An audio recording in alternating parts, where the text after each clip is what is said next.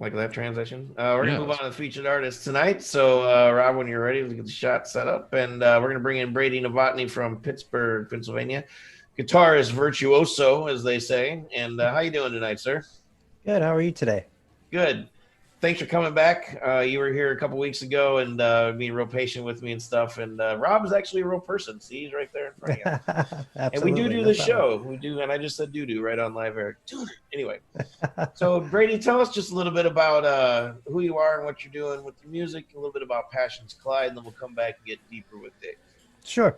I put out this Passions Collide album. Basically, is a combination of rock and flamenco music. So I've taken a lot of my favorite types of music, which is just that, with the Latin vibes and the flamenco, classical guitar, and my love for melodic rock guitar.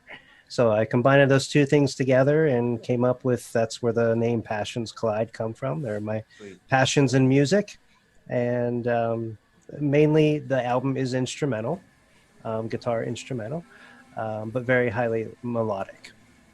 Yeah, very much so. That's what I noticed right away about it. So cool, man. Good to have you here. We'll be right Thanks. back after this.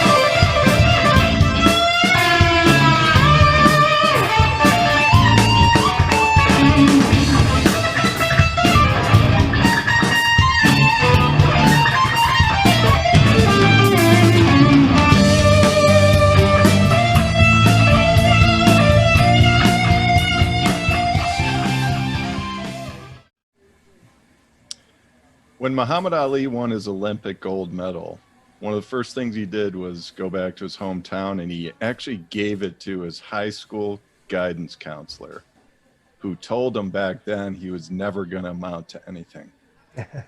So reading your bio, Brady, it's like your first guitar teacher said Yes, similar things to you. he did. And He it, too. Yeah. yeah, so it's like, if you can give him a gift right now, what would that Right. be? Maybe like your album or something? Well, I'd give him the gift of that, and the people that I opened up for, a lot of famous guitar players. So, I'm pretty proud of that, moments of opening up for Paul Gilbert and Ron Bumblefoot Thal and Uli John Roth. And so, I mean, some major guitar virtuosos. So, pretty honored by that. And one of Yeah, my best friends is the guy who managed Dream Theater. So, so, so I can't complain. yeah, and I think the symbolism there with the Muhammad Ali, I think part of the story there wasn't totally just thumbing his nose and saying piss off. Right. I think it was also kind of honoring the motivation Hmm. that he was part of. I think it was probably maybe like half and half or something. So, but the other part of the message there, it's like just with Brady, I want to kind of express to people, it's like if you have a passion, I mean, sometimes you're going to have to just ignore people. you know, Yeah, with some of the things they say, because like if there's something you want to do, you got to just do it. right, And right. yeah. So anything you want to add to that? Because Well, obviously that's what you did. right, So. yeah. Well, it also was my first guitar lesson too, so I don't know how you could really, you know, True, but determine. I mean, it's just such a bad thing for a I teacher to say know. to a I was young 11 student. years Like, old. yeah, I mean, Yeah, but but I prevailed. Yeah. yes, clearly. So I think that's a cool part of your story, though. I just Mhm. wanted to mention that. But anyway, so another thing, your bio, I love that you mentioned Randy Rhoads as an influence. I mean, that's Ozzy Osbourne's legendary guitarist who Yes, yes. passed away way too young, but he was Mhm. definitely a influence to tens of thousands of guitarists over the past, 30 years or so. Um, and I haven't heard all of your songs, Brady, but this li- listening to the one that we just heard, it's kind of, to me, it's like a showcase, Mhm. just showing kind of I guess the two passions, just like you said, it's like flamenco, hard rock going back and forth. Do you mix that in all of your songs? And when you perform, are you always showcasing both like flamenco and hard rock? Or do you sometimes just pick one and do an entire show with Sure. that style? Uh, Probably about 80% of the album is about a mixture of going back and forth.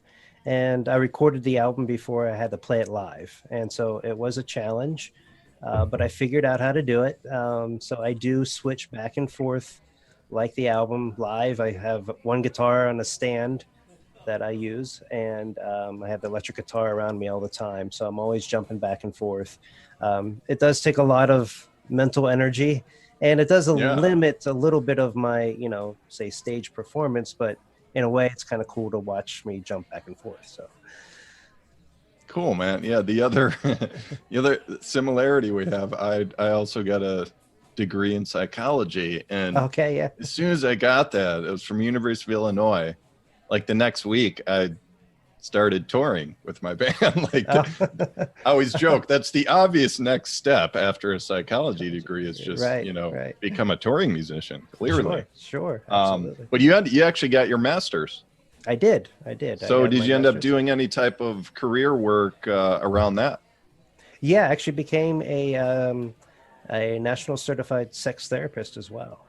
Ooh, So interesting. I am nationally certified and licensed by the state, um, and I still do speaking and all that stuff with that degree. So that's a big part of how I make money. Yeah, sure, man. And that allows me to do some of the things I get to do with my music. But so it kind of helps. Funding the passion. Yeah, Yes, fund the passion exactly. yourself. Right. All right. So that website, by the way, is bradynovotny.com. You That could is see correct. it. Yeah, you could hear all of his music and read more about him and everything. But what's next for you, man? Uh, we're actually I put a show together here in Pittsburgh. It's called the Guitar Freaks, and it's me and right now my cousin. He actually toured with Steve Vai, so we're actually going to put a show here at the Hard Rock and do like a series, and we're going to try to get some national acts to fill in. It could be anywhere, I hate to name names right now because I have no commitments from anybody. But since our manager, he's really trying to get some pretty heavy guitar players to come in and fill the third spot, almost like an answer to Joe Satriani's G3. But we're calling it the Guitar Freaks. Yeah, man. It's like Steve Vai, Joe Satriani. It seemed like they basically owned the instrumental lead guitar type of scene for Mm-hmm. Jesus, man, 25 years. Yeah. But how about the past like 15 years or so? What are some names coming up that are, kind of doing what you guys are doing? It's mainly on Instagram. There's all these Instagram guitar players, Ooh, interesting. and but they don't really have records out or anything. They just kind of shred on their Instagram Yeah, pages. okay. So there's a lot of great players out there, but there's not a whole lot of new other than bands like the Intervals or something like that are touring and doing all these kind of new instrumental stuff. But but not a whole lot of like Steve Vai's and Joe Satriani's coming out that are making that type of name. Yeah, I think is it Eric Johnson was the other guy that kind of he's up Oh, there. yeah, sure. He's still out playing. Okay. Yeah. Oh wow, cool. All right, man. We're gonna move on here. It was a pleasure to have you, though, Brady. Please come Yes. back. Yes, thank you. Yeah, got to critique some of the other guitar work of all these bands that come through. Sure. All right, man. Have a good night. All right. Thank you.